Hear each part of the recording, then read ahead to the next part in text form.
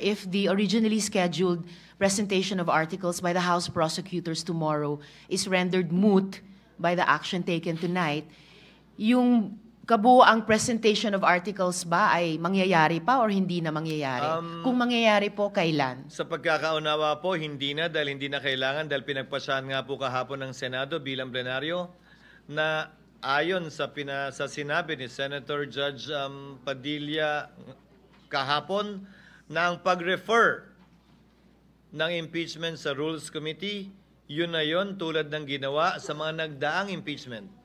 Kaya nga po kanina, dinischarge na rin natin ang Rules Committee ni Senator Tolentino kaugnay sa pinasang impeachment rules sa kanila. Mr. President. Senator Judge Salamat, Del Rosa. Mr. Presiding Officer. Thank you, Senator Ontiveros. Mr. Presiding Officer, just procedural clarification. You may proceed, sir.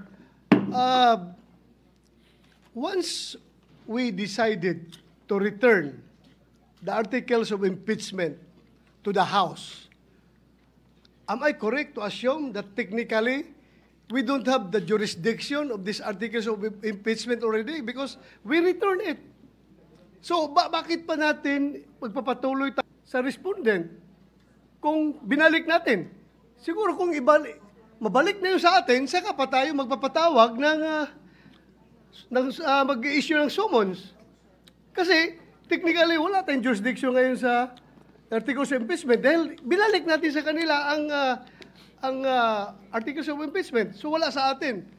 So, ano ngayon ang magiging basis? Like, for example, magpadala tayo ng subpoena kay Vice President Sara Duterte.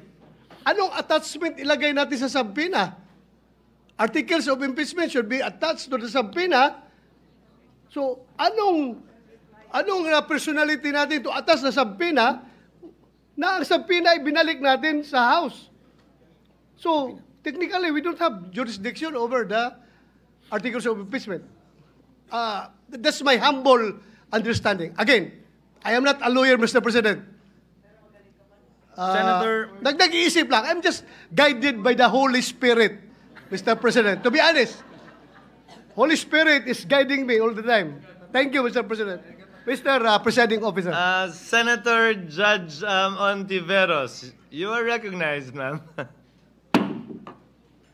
Mr. Presiding Officer, yung kasasabing wala ng jurisdiction ang impeachment trial court na ito, yan ay pag-amin, yan ay pagsisinungaling dun sa phrase, sa pinagbotohang motion kani-kanina lang na without dismissing or terminating the complaint. Nasa sa atin na eh. Tapos ngayon pala, gumawa tayo ng aksyon para mawalan ng jurisdiction. At pati ba naman yung pag-summons na i-issue ng presiding officer, pati yon ay gustong bawiin mula sa kamay ng impeachment court. So nakikita natin, Mr. President, talagang brick by brick, stone by stone, dinidismantle itong impeachment trial process at dinidismantle yung impeachment complaint. Napakalaking disservice po sa ating dapat tungkulin sa ilalim ng konstitusyon. Session is suspended. Of business that is yet to be read once we resume and revert back and sit as a Senate, which we will do as soon as it is over. Thereafter, we will be referring it to the impeachment court. But my query, Mr. Presiding Officer, is that will there still be time for the court to address the matter, adoption or denial of the same, Mr. Presiding Officer? Perhaps not, Your Honor, because, as pointed out by Senator Judge Ontiveros earlier, there may be no need for the prosecutors to do anything tomorrow, especially given the fact that the other party, the defendant, the respondent in this case, was not so notified that that will be the subject matter of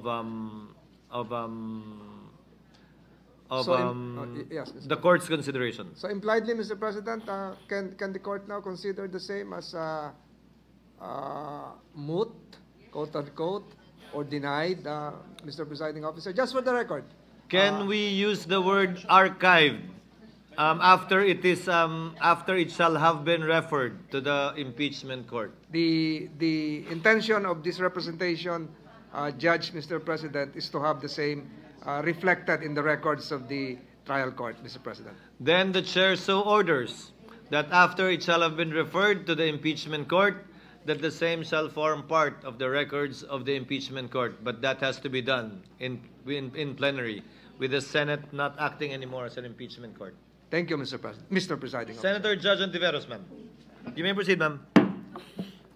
Mr. Presiding Officer, I just want to respectfully correct what the good presiding officer stated earlier.